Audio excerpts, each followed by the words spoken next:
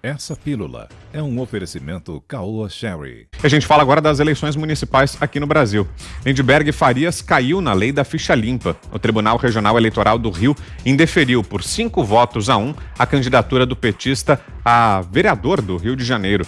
Os desembargadores confirmaram a decisão da juíza Regina Lúcia Schucker de Almeida Costa de Castro Lima, da 23ª Zona Eleitoral do Rio, que já havia barrado o registro do ex-senador em primeira instância. Lindbergh vai recorrer ao Tribunal Superior Eleitoral. A decisão é baseada em uma impugnação feita pelo Ministério Público Eleitoral. O problema começa quando o petista era prefeito de Nova Iguaçu, na Baixada Fluminense.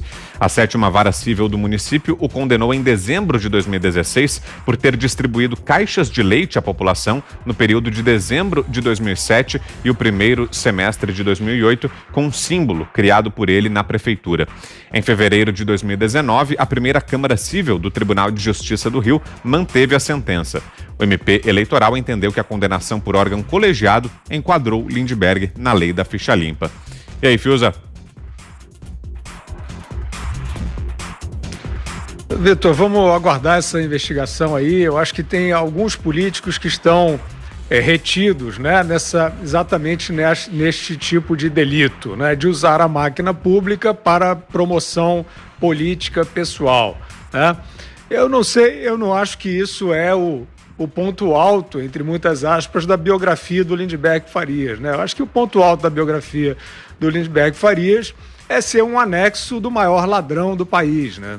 O Lindbergh Farias é um estudante medíocre que se tornou líder dos caras pintadas na época do impeachment do Collor. Não era uma liderança expressiva, o movimento era expressivo.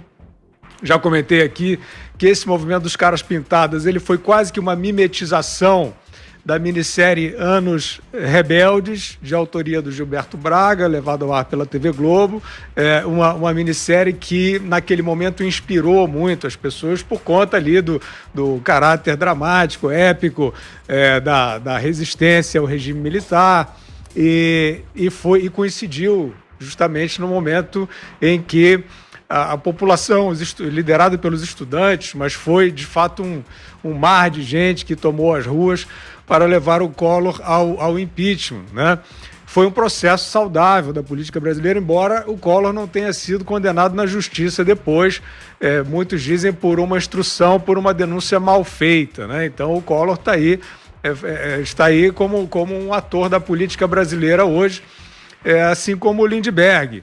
Só que o Lindbergh, ele ganhou o cartaz daquele momento, que foi um momento muito expressivo da política brasileira, e ficou vivendo disso para sempre, né? Virou esse estudante profissional anexo do Lula, defendendo a suposta inocência do Lula, que é indefensável, porque o Lula é um criminoso condenado a mais de 20 anos de prisão, vendeu o Estado brasileiro, e eu acho que este delito pelo qual o Lindbergh está respondendo, ele é só uma fração dos males aos quais ele se associou na política brasileira.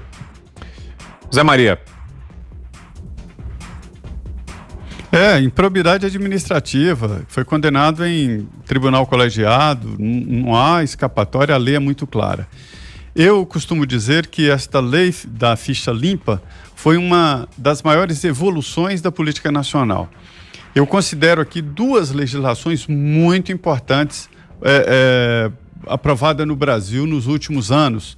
A primeira foi a Lei de Responsabilidade Fiscal, punir severamente o gestor público que pegue o município, o Estado ou a União e gaste mais do que a arrecadação, ou seja, a responsabilidade com a arrecadação e a responsabilidade de gestão.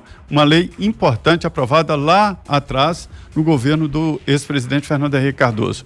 A outra legislação foi aprovada recentemente, que é exatamente a lei de ficha limpa. Essa foi imposta ao Congresso Nacional, desceu goela abaixo dos deputados e senadores. Instituições como CNBB, Ordem dos Advogados do Brasil, que naquela época se preocupava com isso, e outras instituições, mais de 1 milhão de assinaturas apresentadas no Congresso Nacional, passo a passo empurrada, e o Congresso teve que aprovar essa legislação muito importante, porque todo populista acabava roubando, fazendo dinheiro para eleger e se reeleger. e isso criava um poder político muito corrupto, né?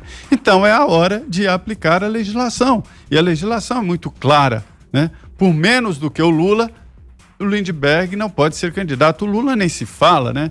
Agora, nesse caso aí, é uma decadência, né? Quem já foi deputado, senador da República, presidente da UNE naqueles áureos tempos dos caras pintadas, agora ser barrado como candidato a vereador é um negócio complicado, né?